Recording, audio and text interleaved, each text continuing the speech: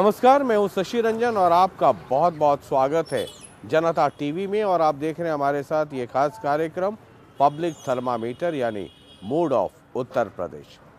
और इस सफ़र में हम पहुंच गए हैं मोहब्बत की नगरी, जी हाँ, आगरा।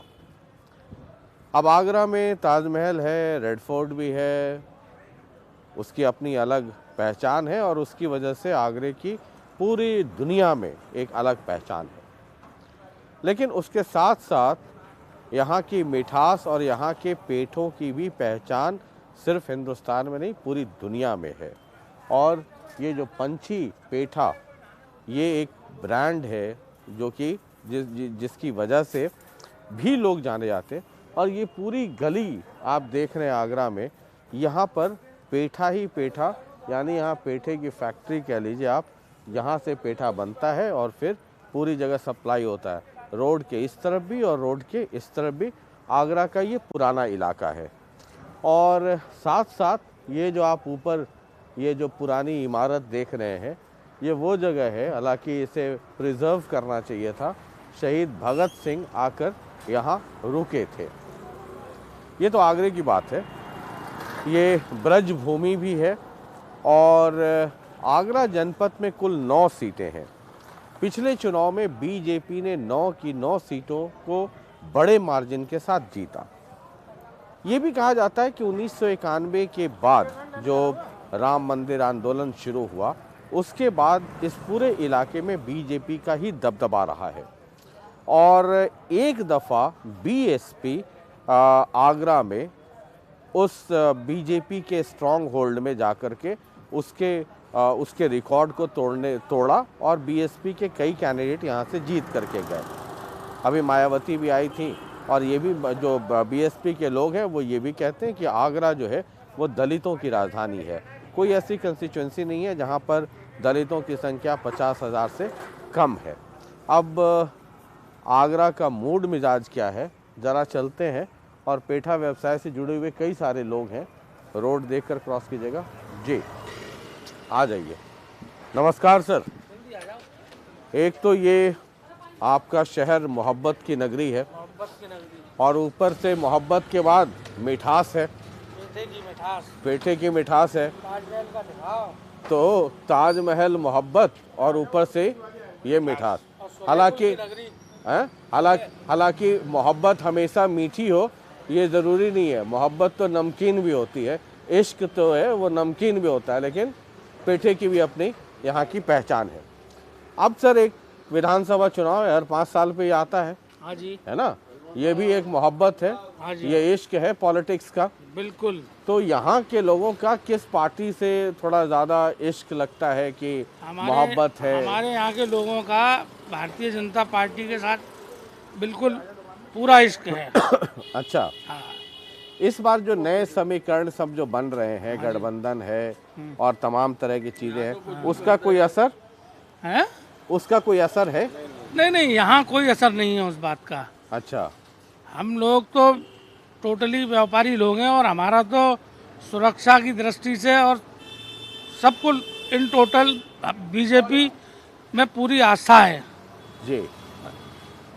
91 के बाद बीजेपी का यहाँ स्ट्रॉन्ग होल्ड रहा है जी। एक दफा बीएसपी ने उस मिथ को तोड़ा और बीएसपी के लोगों ने बीजेपी के कई लोगों को हराया। जी। और जो जातीय समीकरण है वो भी ये भी कहता है, मायावती आई वो भी कहती है कि दलितों की राजधानी है। जी। तो लगता है कि बीएसपी या कोई जो दूसरे लोग हैं या एंटी कैम्पेसी की वजह से बीजेपी के स्ट्रॉन्ग होल्ड में कोई धक्का लग सकता है? नहीं, सवाल ही नहीं है। ये सब दिखावटी बातें हैं, जल्लूस हैं, हाउ हल्ला होता है, इससे कुछ नहीं होता है। हमारे यहाँ का वोट भारतीय जनता पार्टी का एक विश्वसनीय वोट है जो कट नहीं सकता है। चाहे कोई भी प्रत्याशी आ जाए, कोई भी पार्टी हो, हमारे यहाँ सारा भारतीय जनता पार्टी का कमल के फूल का वोट होगा। और आगरा शहर की 9 की 9 सीटें हमारे यहाँ से भारतीय जनता पार्टी की झोली में जाएंगी, इसमें कोई संदेह नहीं है। अच्छा, कुछ लोग हैं जो ये कहते हैं कि बीजेपी ने इस बार कुछ पैरासूट कैंडिडेट्स को उतारा है। ऐसा कुछ नहीं है, उनकी सोच का फर्क है। हाँ, ये ऑपोजिशन के लोग इसको जमकर इसका प्रचार कर रहे हैं। वो तो भ्रमित करेंगे ही। हाँ। ऐसा कोई वो नहीं है। बीजेपी हमेशा अच्छे कैंडिडेट को ही खड़ा करती है, ऐसा नहीं। ये जो गठबंधन है, एक नया जो अखिलेश और अलग अलग इलाकों में अलग अलग गठबंधन किया, उसका कोई असर देखते हैं आप? कोई असर नहीं है उसका, कुछ भी नहीं है। पहले मायावती के साथ किया था, तो ये सब आपके सामने ही है सारा गठबंधन का। कोई भी देखिए जो, लेकिन इसकी कोई परिणाम सिर्फ भारतीय जनता पार्टी है। बाकी हल्ला तो बहुत करते हैं, बहुत पार्टियां करती हैं, जोर शोर लगाते हैं, लेकिन वोट हमारा नहीं कटता है भारतीय जनता पार्टी का। सीधा भारतीय जनता पार्टी कमल के फूल पे ही निशान पे मोहर लगाई। कि उसके बच्चे का किडनैप हो, फिर उसकी फिरौती हो, फिर वो वहाँ हेडक्वार्टर से छूटे, सब अमन चैन में रह रहे हैं योगी जी के राज में।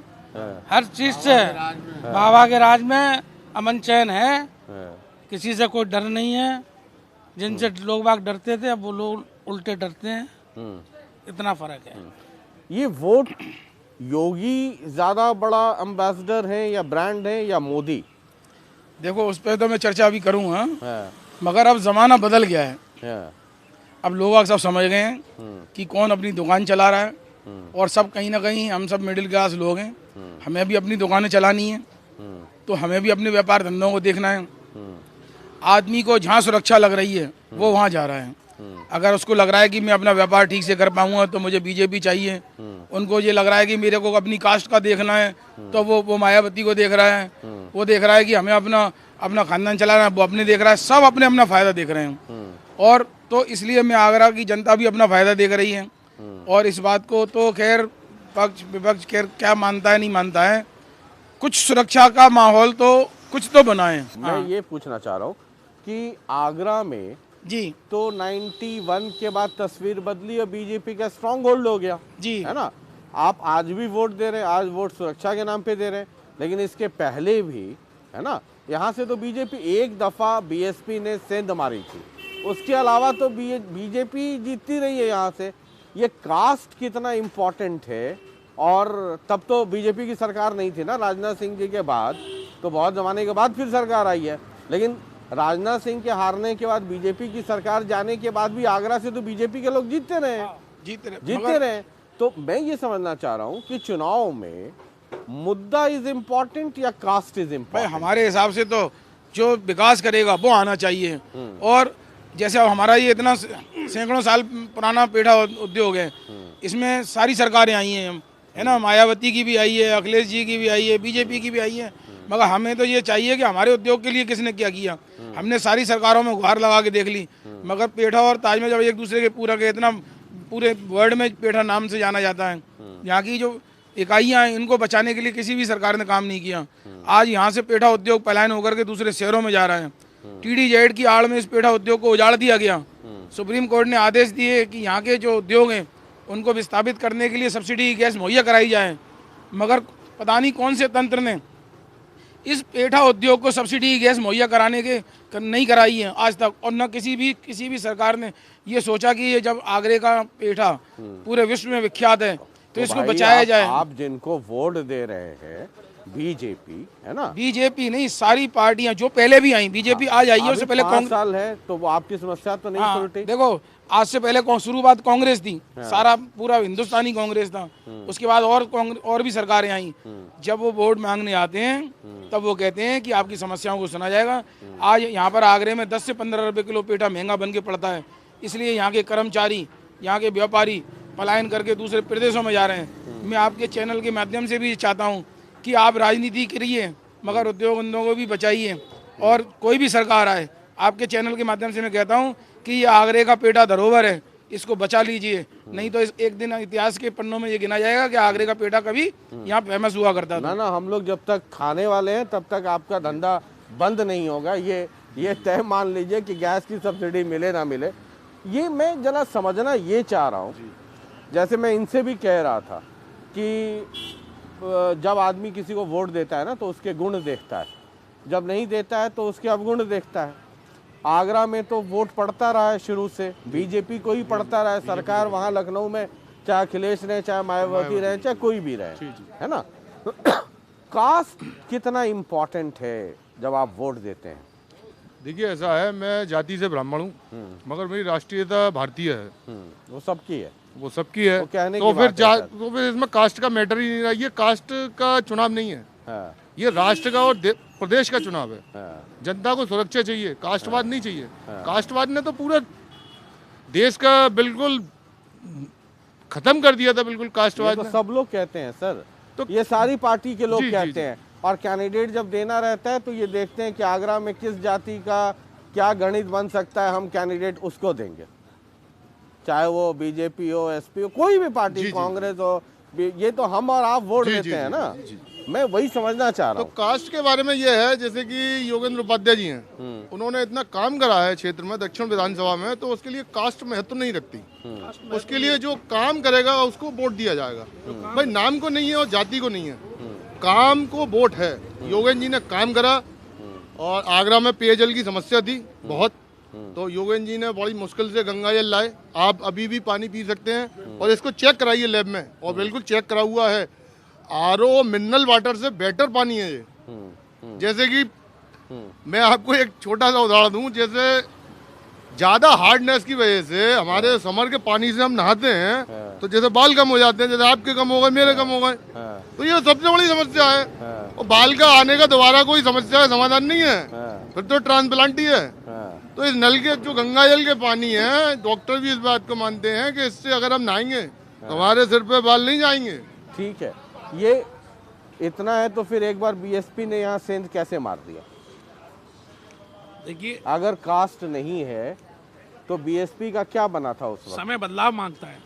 सिर्फ बदलाव की वजह से बीएसपी ने अपना थोड़ा सा इसमें एक इंक्रोचमेंट किया, बाकी मैं समझना काम चाह रहा हूँ, कोई नहीं कर पाया। पॉलिटिक्स के स्टूडेंट के नाते, कि बीएसपी अगर जीती तो उसका क्या फैक्टर था, क्या कारण था? हर कोई चाहता है अपना एक चेंज, हाँ, सिर्फ चेंज के एस्पेक्ट पे वो आई। कास्ट का इतना बड़ा फैक्टर नहीं था। एसपी तो कभी यहाँ से समाजवादी पार्टी का तो कभी कुछ नहीं रहा, मतलब जीरो, हाँ? जीरो है ना। और एसपी का आगे आने वाले समय में भी यहाँ पर कोई भी कैसा भी वजूद नहीं है, वजूद नहीं है। और काम सिर्फ और सिर्फ बीजेपी कर सकती है, और वो कर रही है। जो इम्प्रूवमेंट, जो इंफ्रास्ट्रक्चर इम्प्रूवमेंट, अदरवाइज जो मतलब इम्पोर्टेंट टास्क पे काम करना है, वो सिर्फ बीजेपी ने करे हैं और किसी सरकार ने नहीं करे हैं। और थोड़े बहुत जिसने किए हैं उसने सिर्फ और सिर्फ 80% अमाउंट खाया है, तब 20% काम किए हैं। आगरा 50 साल तक हाँ, पानी का शोषण होता रहा, सीवर का पानी आता था, हाँ, मगर देखो कोई भी ने करा हो, मुझे इस बात से कोई मतलब नहीं है कि वो भी किसी ने कराया हो, मगर अब जा करके आगरे को गंगा जल मिला है। हमारे यहाँ एसएन मेडिकल कॉलेज है, ये मेरे ख्याल से देश में 3रे नंबर पे आता है। इसकी इतनी हालत खराब थी, इसमें जो है छात्रावासों में बाथरूमों में दरवाजे भी नहीं थे, और इसको पूरा मतलब यहाँ से लेडी लाइट शिफ्ट करा के पूरे एम्स के दर्जे की तैयारी चल रही है। कई 100 करोड़ रुपए का काम एक साधारण से विधायक ने करा दिया, जबकि जो मुख्यमंत्री और कितने बड़े लेवल का काम था। तो काम करा है, लोगों में जनता होती है। और अच्छा, एक मैं भी हर एक से संतुष्ट नहीं हूँ जी, मैं भी, आप ये सोचोगे मैं कोई बड़ाई कर रहा हूँ, हर एक सारे काम अच्छे नहीं होते हैं कोई भी मगर कुछ अच्छे हैं वो गिनाने ही पड़ते हैं। और जो उसके लिए हमने जैसे अपने व्यापारों की बात बताई कि पेठे के लिए आज तक किसी ने कुछ नहीं किया, तो वो भी बात हमने बताई जो नहीं हुआ है, उससे शोषण भी हो रहा है, पलायन भी हो रहा है। तो हमारा कहने मतलब ये नहीं कि कोई सरकार है हम उसकी लल्लो चप्पो करें, हमारे हित की जो काम करेगा हम उसके साथ जाएंगे। ये आपके पास उत्तर प्रदेश में 4 ऑप्शन है मोटे तौर पर, है ना। एक तो योगी जी हैं, दूसरे अखिलेश हैं, तीसरी बहन जी हैं, और चौथी एक प्रियंका गांधी हैं। उन्होंने भी एक उसमें कहा कि बतौर सीएम एक चेहरा मैं हूँ। इन चारों को आप कैसे देखते हैं? उत्तर प्रदेश के समग्र विकास, एक ओवरऑल डेवलपमेंट। हाँ, ठीक है, वापस ले लिया, लेकिन उनके को मालूम है लेकिन कि सीएम का चेहरा घोषित होने के बाद भी ना भद्द पड़ जाएगी। लेकिन उनके वो लीड कर रही है ना यूपी में, वो कर रही तो है। मैं ये मतलब इतना समझना कुछ चाहता नहीं हूँ है। कि ये चार लोग हैं, है ना। इन चारों का आकलन कैसे करते हैं आप? देखिए, मैं ब्रज क्षेत्र की और विशेषकर यूपी की जनता की बात करता हूँ। हमने 2007 तक जहाँ कहते हैं मिश्रित सरकारें या जातिवादी सरकारें ज़्यादातर देखी, लेकिन 2007 में लोगों ने बड़ी आशाओं के साथ में पूर्ण बहुमत से मायावती जी को बिठाया था। इस आस में बिठाया था कि जो लोग कुछ काम करके दिखाएंगे। उनसे आशाएं पूरी होती नजर नहीं आई। कहते हैं तो अखिलेश जी को लाए। अब उनका भी काम नहीं पसंद आया पब्लिक को कहते हैं, तो उन्होंने योगी जी को कहते हैं लेके आए। हालांकि काम कुछ नज़र आ रहे हैं, लेकिन इसके साथ में भी योगी जी से अभी लोगों को बहुत उम्मीदें हैं कहते हैं, काम देखने के बावजूद भी। और सीधा सा ये है कहता है कि जो सरकार या जो पार्टी काम करेगी उसे पब्लिक पसंद करेगी। ये तो सर बड़ा जनरलाइज्ड स्टेटमेंट है ना। ये तो मतलब ये किसी के पास आप माइक लगाइए तो यही कहता है कि भाई जो अच्छा काम करेगा।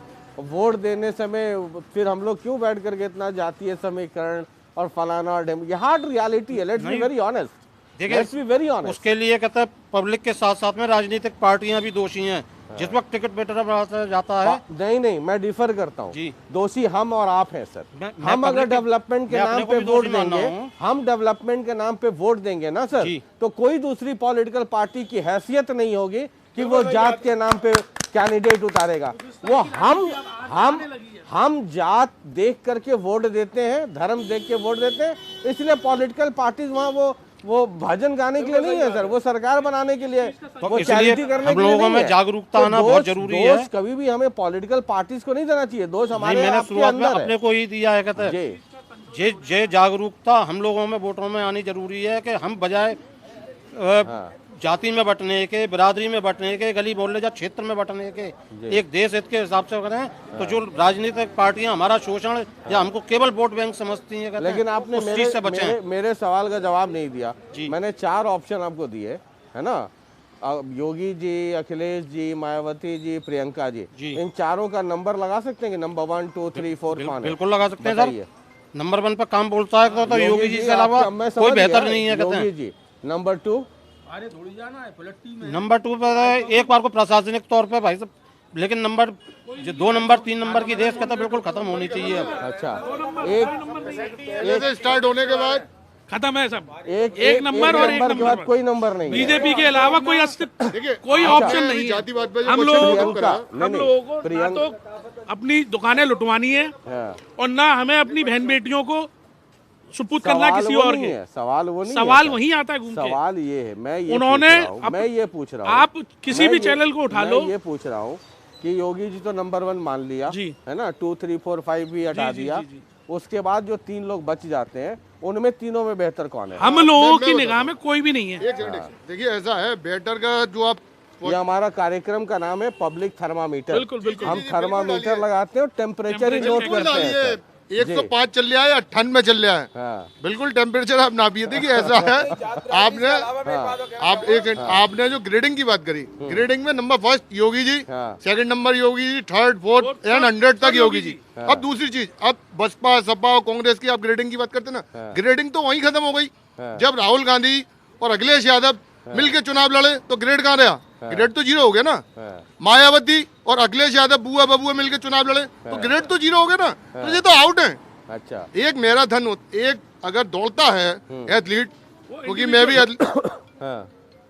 मतलब हेल्थ कॉन्शियस हूँ, जैसे हम दौड़ते हैं 4 लोग दौड़ेंगे तो जीतेगा तो एक ना। अब 3 वैसे पंचर है, किसी का पैर फ्रैक्चर है, किसी का हाथ टूटा हुआ है, तो वो तो बेकार है। जो एक है वही है। ये मैं बार ये थर्मामीटर लगाने का कार्यक्रम, जैसे मैं आपको कहता हूँ ना कि थर्मामीटर मैं लगाऊंगा, टेम्परेचर आप नोट कीजिए, मतलब अगर मैं ये सवाल कर रहा हूँ कि नंबर 1 से 100 तक योगी जी हैं, 101 102 103 बता दीजिए कौन है, या 104 तक कौन है, वो जवाब नहीं आ रहा है। वो हाँ, तो मैं 100 तक पूछ रहा हूँ। ये इसी चीज़ को इस कार्यक्रम के ज़रिए, या जब हम पब्लिक थर्मामीटर ये कार्यक्रम जब करते हैं, अलग अलग इलाकों में जाते हैं, तो ये हम आपको बताने की कोशिश करते हैं, या समझने और समझाने का पॉलिटिकल स्टूडेंट, राजनीति शास्त्र के छात्र के तौर पर ये समझना चाहिए कि कोई रिएक्शन आता है तो क्यों आता है और क्या आता है, और जब आप किसी के पक्ष में होते हैं तो उसके लिए क्या क्या तर्क होते हैं, जब नहीं होते तब फिर क्या क्या तर्क होते हैं। जी, आप कुछ बताना चाह रहे थे? मैं ये कहना चाहता हूँ कि मेरे परिवार ने 85 साल कांग्रेस में रहे, मेरे पिताजी MLA का इलेक्शन भी लड़े, लेकिन हम जो है 20 साल से पार्टी को जॉइन किए हुए, भारतीय जनता पार्टी को। कांग्रेस में ना हमारा कल मन भरा था, ना आज हमारा मन भरा। हम कांग्रेस के बहुत पुराने गहरे वो थे हमारे पिताजी। हम तो नहीं थे, हम तो व्यापारी थे, लेकिन हमें भाजपा की नीति और सब बढ़िया लगा और इसलिए हमने भाजपा को अपनाया और आज निर्केवल भाजपा के हैं। अच्छा, एक लास्ट में हम इस बात का भी ध्यान रखते हैं कि हमारा कैंडिडेट पढ़ा लिखा हो। ऐसा नहीं है कि हम सोच मोच के कोई हम भावुकता में, हमारी पहली प्राथमिकता रहती है कि हमारा कैंडिडेट पढ़ा लिखा हो, हम उसी को वोट करें जो अच्छा क्वालिफाइड हो, समझ सके, हमारी बात को ले जा करके विधानसभा में रख सके और उस पर हमारे आगरा के विकास के अलावा हमारा जो क्षेत्र है, जो ये दक्षिण विधानसभा है, हम इसमें रहते हैं, हम इसके निवासी हैं, तो हम पहले ये भी देखते हैं कि हमारी दक्षिण विधानसभा का चुनाव में जीतने के बाद कौन इसका विकास करा पाएगा। क्योंकि पहले जब हमारा घर ही बढ़िया नहीं रहेगा तो हम पूरे देश की और प्रदेश की भी बात करें तो पहले हम ये भी सोचते हैं कि हमारा जो क्षेत्र है जहाँ पे हम रहते हैं वो अच्छा है कि नहीं है, हमें उसको भी सोच के वोट करना होता है। ठीक है, एक आखिरी सवाल मैं आप लोगों से करता हूँ। आप लोग सब पॉलिटिकली बहुत ही सेंसिटिव भी हैं, एक्टिव भी हैं। पूरी यूपी में 10 तारीख को आपको क्या लगता है कि बीजेपी को कितनी सीटें आ जाएंगी? 325 से ऊपर। हाँ, आने ने एक एक करके पूछ लेता हूँ, खटखट नंबर बताते चलिए सर। देखिए 300 प्लस, 325 से ऊपर, 300 से ऊपर। अब मैं इतना जोशी तो नहीं हूँ, मगर मुझे लगता है कि योगी जी की ही सरकार आएगी। नंबर अब मैं इतना जोश से नहीं हूँ। लिबरल समर्थक हैं। हाँ, योगी जी आएंगे हमारे। हाँ, कितने? 300 से ऊपर ही जाएंगे। 300 प्लस। पूर्ण बहुमत 280 प्लस। अच्छा, आप मतलब थोड़ा 20 घटा दिया आपने इधर। मायावती सपोर्ट करते हैं हमारे। नहीं, मैं सपोर्ट नहीं, मैं तो कितना है, कितनी सीटें? योगी जी हैं और कोई कितनी नहीं है। सीटें? मतलब योगी जी मतलब फिर तो 415-20 कर दीजिए फिर। पहले से ज्यादा ही आएंगी सीटें, पहले से ज्यादा आएंगी।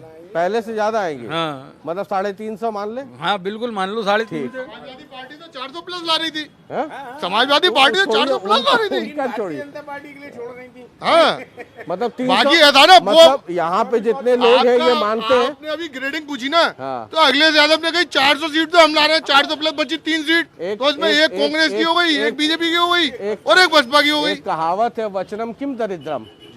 हाँ, ऐसे हालांकि इस तरह के रिजल्ट दिल्ली में आ गए थे, इसलिए कुछ कह नहीं सकते। तो लेकिन ये शुरू में एक बात कही थी जी, इश्क की। हाँ, तो इश्क ये मोहब्बत। इश्क है नमक का। हाँ, इश्क है नमक का। हाँ, जिएंगे और मरेंगे योगी जी के संग। ठीक। और अगर मतलब योगी जी बीजेपी ना, हाँ। या इंडिविजुअल? बीजेपी। ठीक है, तो आप सब लोग कहे एक विचार की लगभग 300 के ऊपर जाएगा बिल्कुल आंकड़ा सर, बिल्कुल। बीजेपी का। हाँ, सुझाव है, कोई राजनीतिक लोग नहीं है। ये जो यहाँ जितने लोग इकट्ठा हैं, ये भी समझ लीजिएगा, मैं हर बार ये बताता हूँ कि मैं किन से बात कर रहा हूँ। तो ये जितने लोग इकट्ठा हैं सब पेठा व्यापार से जुड़े हुए हैं, व्यापारी वर्ग है इनका, और इनका आकलन है 2-4 सीटें भाई साहब समाजवादी पार्टी और मायावती बहन जी के लिए, 1-2 कांग्रेस के लिए। यहाँ से नहीं, मैं पूरे यूपी से, मैं 2-4 छोड़ दें उनके लिए। कटोरी में एक हाँ, एक है वही। मतलब ये कह रहे हैं कि बीएसपी, अखिलेश और हाँ, मतलब थोड़ा हाँ, इधर भोजन हो रहा है तो उधर कम से कम शाम का नाश्ता ही हो जाए। तो ये सब 300 प्लस है। तो चलिए लगातार देखते रहिए ये पब्लिक थर्मामीटर, और अलग अलग इलाकों में हम आपको लेकर के चल रहे हैं। तो मोहब्बत की नगरी आगरा में जब हम पहुँचे, जिसे मायावती कहती हैं कि दलितों की राजधानी है, तो हमने कहा कि एक मोहब्बत तो शाहजहाँ वाली थी और दूसरी मोहब्बत तो हम लोगों की पेठा वाली है। कोई भी आगरा अगर आता है तो बिना पेठा लिए वापस तो जाता नहीं है। तो हमने कहा कि पेठा वालों से ही बात कर लिया जाए, और एक तो पेठा के भी बात हो जाएगी और दूसरा व्यापारियों का क्या रुख है ये भी समझ में आ जाएगी बात। तो देखते रहिए जनता टीवी। हमारा काम है थर्मामीटर लगाना, आपका काम है टेम्परेचर नोट करना। बाकी देखेंगे 10 मार्च को क्या होता है, कहाँ होती है होली और कहाँ होता है होला। बहुत बहुत शुक्रिया, नमस्कार।